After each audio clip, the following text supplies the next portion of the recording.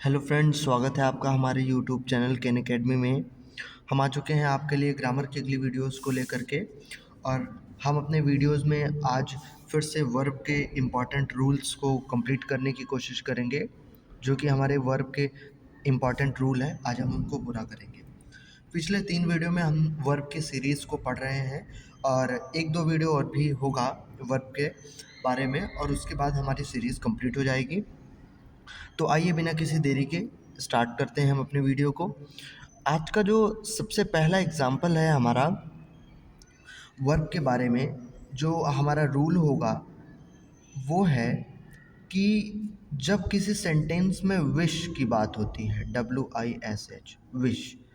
Wish का मतलब कि कोई इच्छा हो, आप उसको प्रदर्शित करना चाहते हो, या कभी कभी हम रिग्रेट करते हैं किसी चीज़ पर, हमें बहुत पश्चाताप होता है अगर हम उस चीज़ को दिखाना चाहते हों, हम किसी कंडीशन को दिखाना चाहते हों, किसी परिस्थिति को व्यक्त करना चाहते हों, या कोई विरोध हो यानी कॉन्ट्रेरी हो, हम इसे व्यक्त करना चाहते हैं।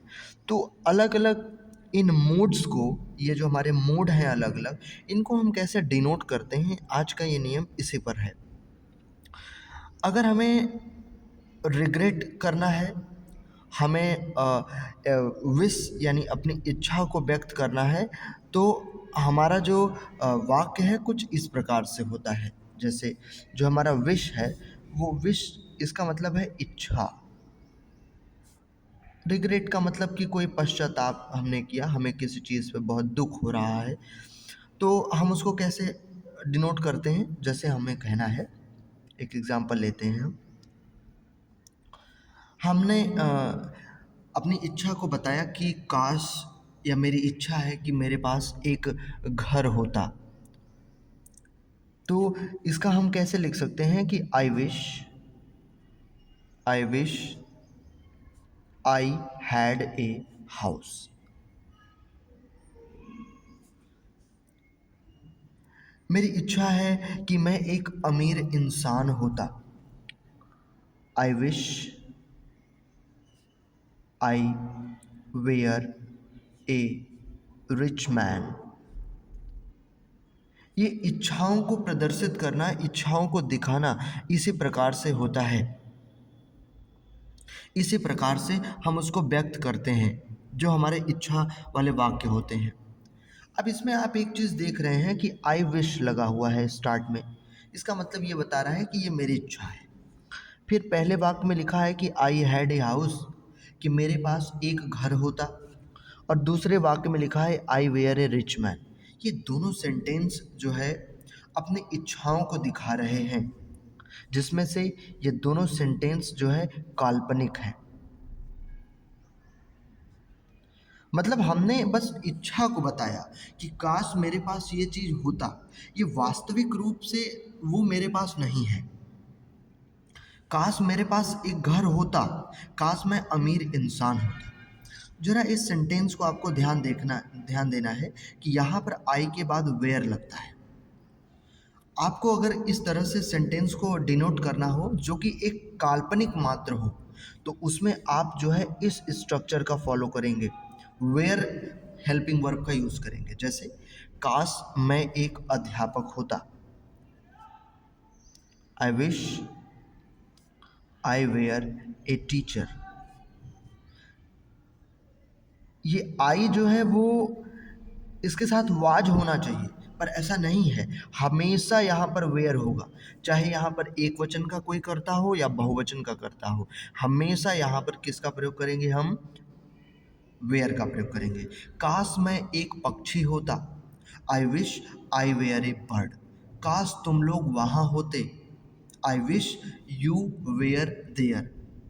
तो यहाँ पर ये जो सेंटेंस है, ये वेयर है, ये चेंज नहीं होगा, क्योंकि ये सेंटेंस है काल्पनिक। यानी हम सिर्फ उस चीज़ के बारे में कल्पना कर रहे हैं, उस चीज़ के बारे में सोच रहे हैं कि काश ऐसा होता, लेकिन ऐसा है नहीं। ये आपको ध्यान देना है। अब इसी से रिलेटेड दो मोस्ट इम्पॉर्टेंट एग्जाम्पल हैं जिनको देखना है। इम्पॉर्टेंट एग्जाम्पल, जैसे पहला हमारा होगा और दूसरा एग्जाम्पल। आपसे किसी ने कहा कि यदि मेरे पास घर होता तो मैं वह तुम्हें देता। If I had a house I would give it to you. दूसरा एग्जाम्पल है कि यदि मैं एक अध्यापक होता, इफ, या इस एग्जाम्पल को न लेके हम ये लेते हैं कि यदि मैं तुम्हारी जगह होता, इफ आई वेयर यू, तो मैं उसकी मदद करता, आई वुड हेल्प हिम, तो मैं उसकी मदद करता। इन दोनों सेंटेंस को कहा जाता है कंडीशनल सेंटेंस। यह है कंडीशनल वाक्य, माने एक परिस्थिति होने पर ही दूसरी परिस्थिति उत्पन्न होती। यदि मेरे पास घर होता तभी मैं तुमको देता, मेरे पास घर नहीं है और मैं तुम्हें नहीं दे सकता। जब ये परिस्थिति हुई तभी ये परिस्थिति हुई। यदि मैं तुम्हारी जगह होता तब उसकी मदद करता, मैं तुम्हारी जगह नहीं हूँ, न उसकी मदद कर सकता हूँ। इन दोनों के बारे में आपने सिर्फ सोचा कि काश ऐसा होता, तो ये कंडीशनल सेंटेंस है और ये काल्पनिक मात्र है, सिर्फ आप अपने विचारों में ये कह सकते हैं, लेकिन इसका स्ट्रक्चर इंपॉर्टेंट है। जब इधर हैड आता है तो इधर वुड आता है, इधर वेयर आता है तब भी इधर वुड आता है। यहाँ पर वेयर के स्थान पर वाज कोई और सहायक क्रिया नहीं लिख सकते आप। क्यों नहीं लिख सकते? क्योंकि ये कंडीशनल सेंटेंस है, भले ही यहाँ सिंगुलर सब्जेक्ट हो लेकिन यहाँ लगेगा वेयर ही। तो ये है विश को डिनोट करने का पहला हमारा नियम। आई होप कि आप इसे समझ गए होंगे। अब हम आगे की तरफ चलते हैं। आगे की तरफ एक चीज़ को और ध्यान देना है कि जो हम आई विश कहते हैं, कहीं कहीं वाक्य में आई विश की जगह वुड दैट लिख दिया जाता है, तो उससे आपको घबराना नहीं है, ये दोनों एक ही है, वुड दैट या आई विश। ठीक है, तो ये बात है। अब हमारा रूल नंबर 2 क्या कहता है, हम इसको देखेंगे। रूल नंबर 2 ये कहता है कि वुड रादर, RATHER, रादर, या हैड रादर या हैड रादर, अगर ये दोनों किसी सेंटेंस में आते हैं तो इनके बाद हमेशा क्लॉज का प्रयोग किया जाता है। जैसे आई वुड, जैसे I would rather you helped my brother. हमेशा किसी वाक्य में वुड और रादर का प्रयोग हो, वुड रादर या हैड रादर का प्रयोग हो, तो उसके बाद एक क्लॉज को जरूर लिखेंगे।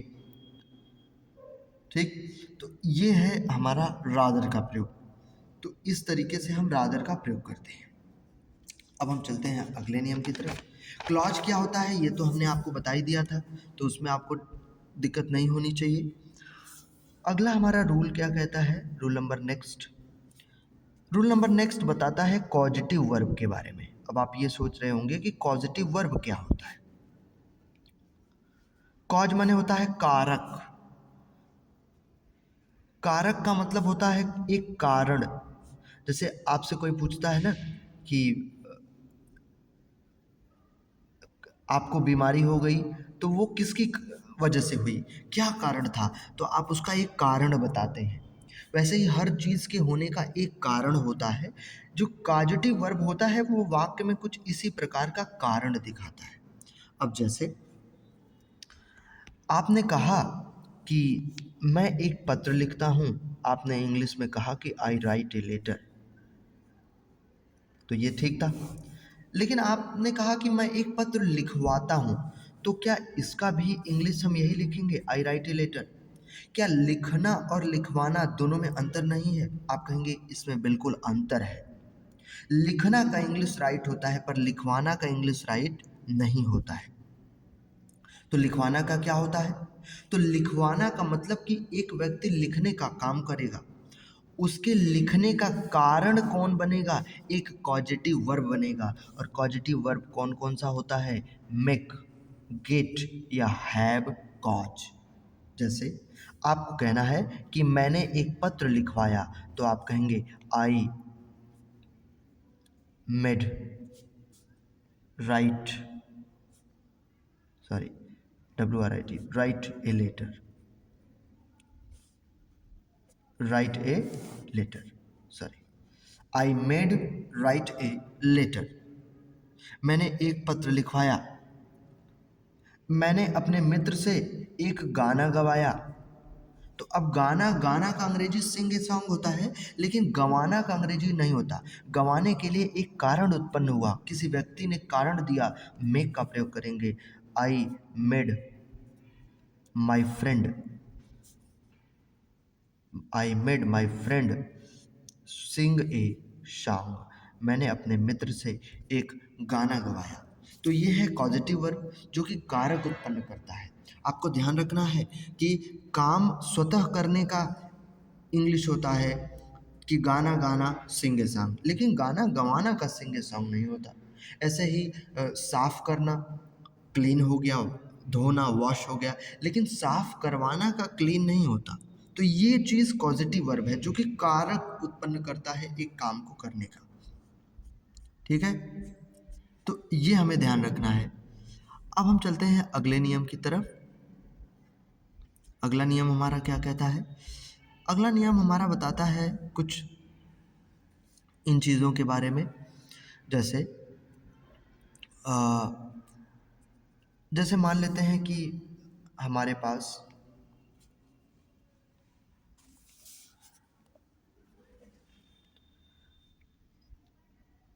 इसमें कहा जाता है कि एक विचार, एक आइडिया जो कि नेगेटिव है, नकारात्मक है, जब हम उसे वाक्य में प्रदर्शित करते हैं, बताते हैं, तो हम उसे किस प्रकार से प्रदर्शित करते हैं और उसका स्ट्रक्चर कैसा होता है। जैसे मैंने कहा कि I do not think he will pass. पहले वाक्य में एक नेगेटिव आइडिया हमने दिया था, तो दूसरा वाक्य हमारा क्या हुआ था? मतलब प्रिंसिपल क्लॉज की तरह। जैसे हमने पहले वाक्य में एक नकारात्मक विचार दिया था, तो दूसरे वाले वाक्य को एक सकारात्मक विचार मिला। ठीक है, हाँ। ऐसे ही दूसरा वाक्य है। दूसरा वाक्य क्या कहता है कि आई डू नॉट सपोज, मैं इस बात को नहीं मानता, शी विल पास, कि वह पास होगी। पहले वाक्य में एक नकारात्मक विचार आता है, दूसरे वाक्य में सकारात्मक विचार आता है। इस चीज़ को आप ऐसे नहीं लिख सकते कि I think he will not pass, मैं सोचता हूं कि वह पास नहीं होगा। नहीं, ये चीज़ गलत है। ठीक, ये जो नियम है वो आई होप के लिए नहीं बना है, आशा करने के लिए नहीं बना है।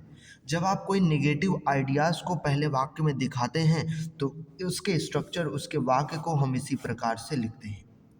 दूसरे वाक्य को हम हमेशा पॉजिटिविटी में प्रदर्शित करते हैं।